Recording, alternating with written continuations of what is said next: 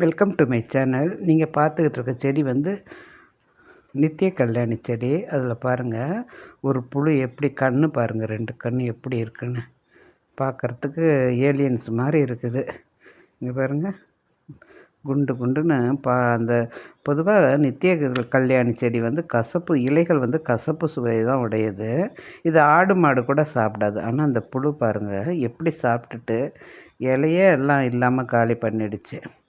அதில் வேறு மோஷன் போய் வச்சுருக்குது, சாப்பிட்டுட்டு அங்கேயே மோஷன் போய் வச்சுருக்குது. பாருங்கள் எப்படி பார்க்குதுன்னு. நல்லா கிரிப்பாக காலை வச்சு, நல்லா இந்த கால் 5-6 கால் இருக்குது, காலை வச்சு நல்லா செடியை பிடிச்சிக்கிட்டு இந்த பூவை நல்லா சாப்பிட்டுக்கிட்டு இருக்குது.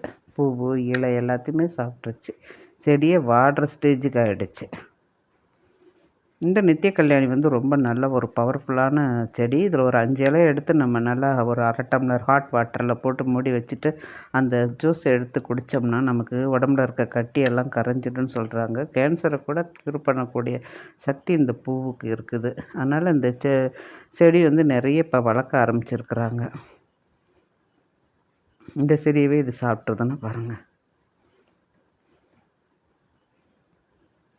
இந்த புழு வந்து அந்தி பூச்சின்னு சொல்லுவாங்க. அந்த பூச்சாவும் மாறலாம், இல்லாட்டி கம்பளி பூச்சா கூட, கலர்ஃபுல் கம்பளி பூச்சா, அப்படியே பல வண்ண கம்பளி பூச்சா கூட மாறலாம். இது ஒரு கூட்டு, அதாவது ஒரு இந்த புழு அப்போ தான் கூட்டு புழுவாக மாறப்போகுது.